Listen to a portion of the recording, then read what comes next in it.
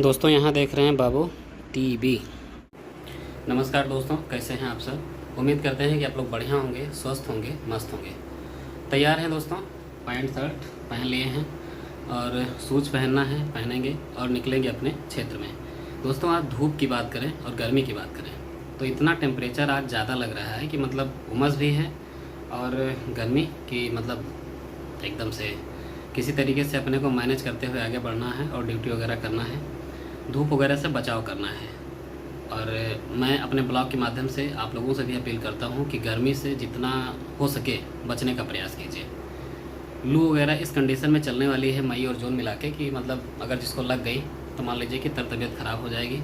आपके पैसों का जो है हरासमेंट नुकसान तो होगा ही होगा। आप जितना झेल जाएंगे उसका कोई जवाब ववाब नहीं है, ठीक है। तो अधिक से अधिक कोशिश करिए कि जो काम वगैरह करना है, जो किसान भाई लोग हैं और हमारे अन्य जो व्यूअर्स वगैरह हैं, अगर मान लीजिए खेतों वगैरह का काम है तो मान के चलो सुबह में 7 साढ़े 7 तक उस काम को निपटा लीजिए। यानी 5 बजे पहुँचिए, 7 साढ़े 7 8 बजे तक काम निपटा लीजिए। और शाम के समय तो भैया 5 बजे के बाद क्षेत्र में जाइए, ठीक है। बाकी जो बीच का मिड वाला समय है उसमें अधिक से अधिक अपने घरों में रहने का प्रयास कीजिए, ठीक है, जिससे कि आप बीमारी से और अन्य चीज़ों से बचे रहें, सुरक्षित रहें। तो तैयार हैं दोस्तों, चलने वाले हैं आज क्षेत्र में। एक रास्ते का प्रकरण है, प्रधान जी ने हमको जो है बुलाया हुआ है। चलेंगे, थोड़ा सा देखेंगे, निस्तारित जितना करा सकते हैं निस्तारित कराने का जो है प्रयास किया जाएगा। तो चलते हैं और मौके की जो भी स्थिति होगी आपको दिखाएंगे। रामानंद लिख ले, रामानंद लिख ले।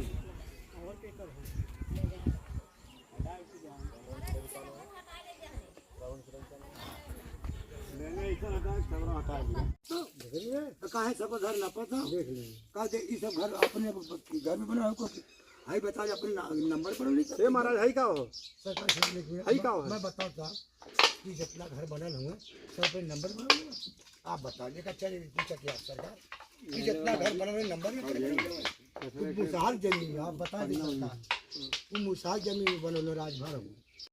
आप लोग देखें सहमत हो तो आगे बढ़ा दें, नहीं तो फिर नहीं साहब सहमत ना है अपन नफा नुकसान घटा बढ़ा जो है सब जोड़ कहा तो सुनो कहा तो ना कहा को ऊपर घूमवा ऐसे को के देखे बंजारा की लंबाई कितना है कौन में नहीं रोडवा से 38 का।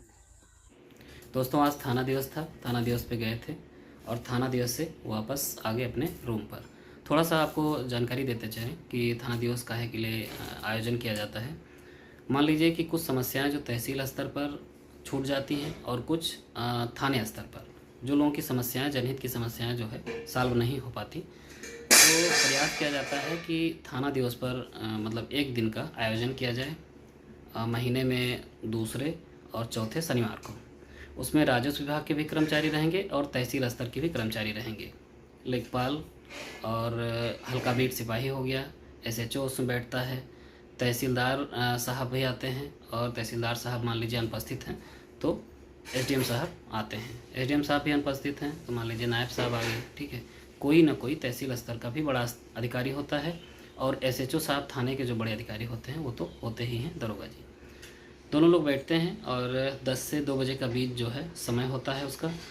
मान लीजिए कि किसी व्यक्ति की जनहित जो समस्याएं हैं, चाहे चकमार के संबंध में या भूमधरी के संबंध में या फिर मान लीजिए कि अन्य प्रकार की रास्ते के संबंध में, जैसे भी है जो भी समस्याएं हों, या भी मान लीजिए कि किसी भी पारिवारिक हो सकता है, कोई समस्या हो सकती है, तो दोनों जो है स्तर के अधिकारी होते हैं, उन्हीं के सामने प्रार्थी अपना मामला लेके जाता है। दोनों लोग जो है जो संभव हो सकता है, चूँकि सब पढ़े लिखे बड़े स्तर पर आए हैं, दुनिया देख रहे हैं, तो जानते हैं कि इस मामले में हम लोग क्या कर सकते हैं, वो अपने हिसाब से डिसाइड करते हैं, ठीक है। तो मामला वहीं सॉर्ट आउट हो जाता है। नहीं सॉर्ट आउट होता है तो 15 दिन का समय होता है अपने संबंधित कर्मचारियों के माध्यम से या स्वयं मौके पे जाके जो है मामले का निस्तारण कराने की जो है प्रयास करते हैं दोनों बड़े अधिकारी, ठीक है। तो थाना दिवस के बाद में दोस्तों हम निकले, 2-3 मौका देखा गया।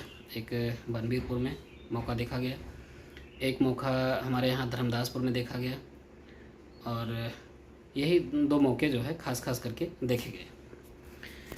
दोनों में जो है रास्ते वास्ते की समस्या थी और भूमधरी से संबंधित, पट्टा वट्टा से संबंधित मामले थे।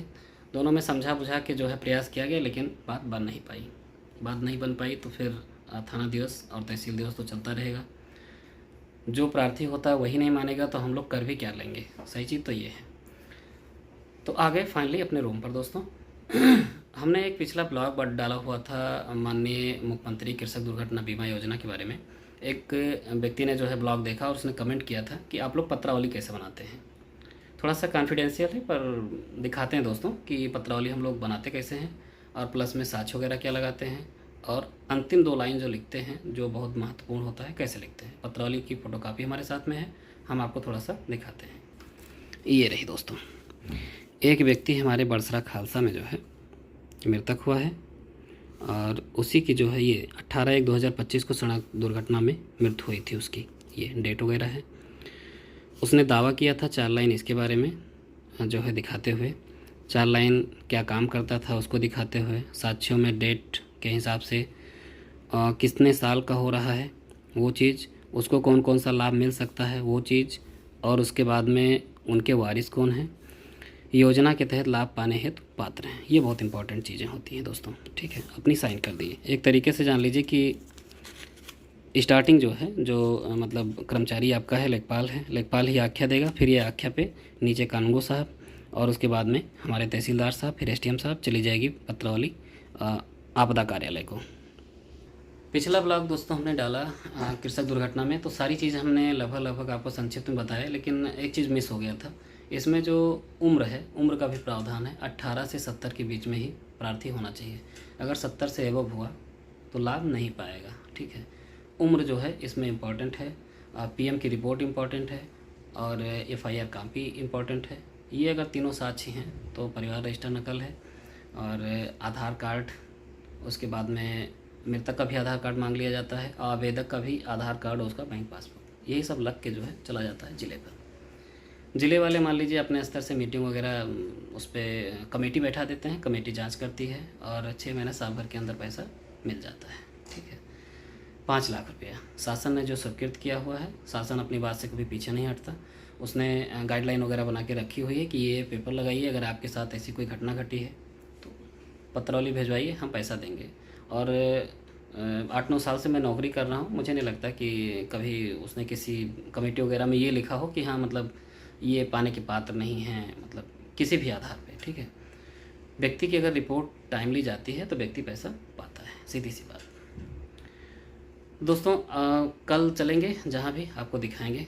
तो दोस्तों आज वाला ब्लॉग आप लोगों को कैसा लगा, आशा करते हैं आपको पसंद आया होगा। ये जानकारी जो कृषक दुर्घटना में मिस हुई थी हमसे पिछले ब्लॉग में, वो भी हमने ऐड कर दिया एज वाला, कि एज भी मतलब अफेक्ट करता है हर चीज़ों को। ठीक है, तो ब्लॉग अगर पसंद आया है तो लाइक कीजिएगा, चैनल पे पहली बार हैं तो सब्सक्राइब कीजिएगा। मिलते हैं नेक्स्ट ब्लॉग में, तब तक अपना ख्याल रखिए, स्वस्थ रहिए, मस्त रहिए। Thanks for watching, bye bye.